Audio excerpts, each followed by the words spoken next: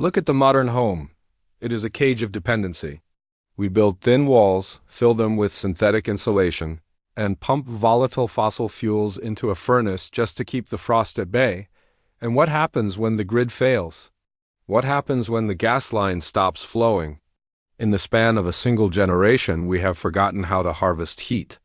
We rely on systems that give us fast heat, hot air that blasts us in the face and vanishes the second the blower turns off. We are addicted to the instant gratification of combustion, but we have lost the art of retention. There is a flaw in the way the Western world thinks about fire. We treat it like a disposable commodity. We burn wood in uninsulated metal boxes, sending 50, 60, sometimes 70% of that energy straight up the chimney. We are heating the sky while our families freeze in the draft. But it wasn't always this way. There was a time when a single armful of wood could keep a house warm for 24 hours. There was a technology that turned the home not just into a shelter, but into a living organism. It was efficient. It was clean. And for centuries, it was the only thing standing between humanity and the deep freeze of the Little Ice Age. But then, it vanished. We traded physics for convenience. We traded the battery for the torch. Today, we're going to rediscover the thermal engine that history tried to bury. The technology we should never have forgotten. To understand why we lost this knowledge, we have to look at where it was born.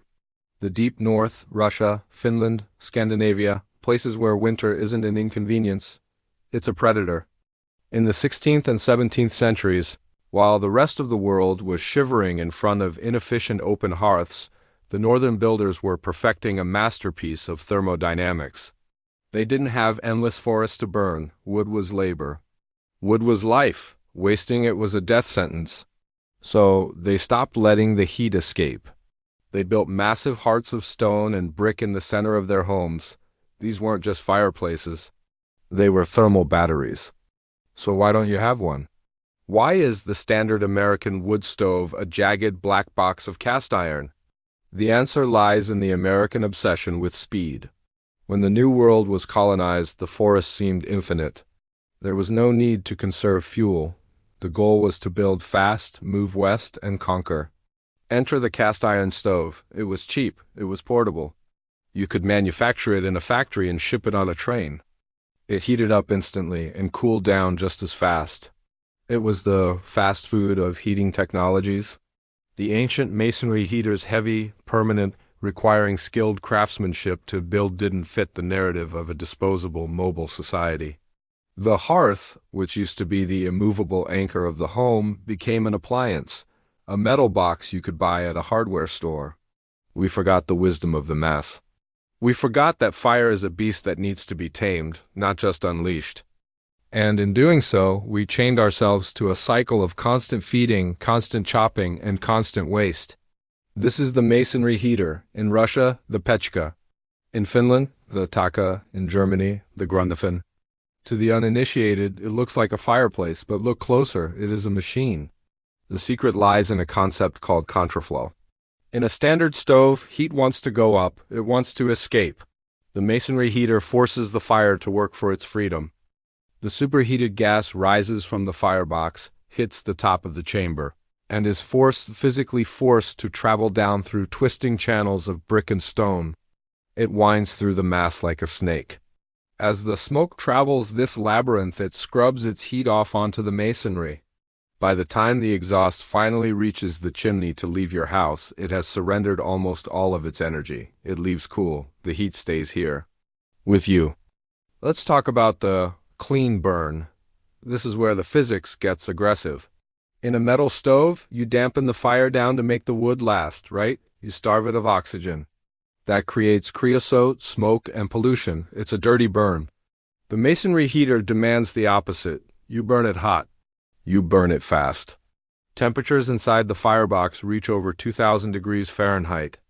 At that temperature, you aren't just burning wood. You are incinerating the particulate matter.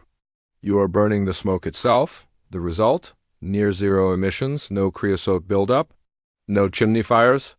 And here is the true magic, the thermal battery effect. You build one fire, you let it roar for 2 hours. Then you let it go out, you close the damper. The fire is gone, but the heat is just beginning. That massive pile of stone weighing 2, 3, maybe 5 tons has absorbed that intense burst of energy. Now it slowly releases it, radiant heat. This isn't the dry, dusty heat of a forced air furnace that dries out your sinuses and cracks your furniture. This is radiant heat. It's the same frequency as the sun. It passes through the air and warms the solid objects in the room, the walls, the floor, your skin. And because the surface temperature stays at a gentle 150 to 180 degrees, it's safe. You can lean against it. Your children can touch it. It won't blister your skin like cast iron. It is the gentle giant of the home. So, if this technology is cleaner, more efficient, and healthier than what we use today, why is it illegal in some places? Why isn't every home built with a stone heart? The barrier isn't physics. The barrier is the system. Modern building codes are written for the lowest common denominator. They are written for stick frame houses that can be thrown up in 3 months. A masonry heater is heavy. It requires a real foundation. It requires a skilled mason, a trade we have allowed to die out in favor of installers. You can't order this on Amazon Prime. It requires commitment. The industry wants to sell you a recurring cost. They want you on the grid. They want you buying pellets or oil or parts for your furnace that break every 10 years. A masonry heater has no moving parts. It doesn't break. It doesn't need electricity. It sits there, silent and strong, for generations. That is bad for business, but it is essential for resilience. When you switch to thermal mass heating, your wood consumption drops by half. Maybe more. Think about that labor, half the chopping, half the stacking, half the trees cut down. This isn't just about heating your house. It's about reclaiming your time. It's about stepping off the hamster wheel of modern consumption, but the knowledge is returning. In the permaculture communities, in the off-grid movements, the stone heart is beating again.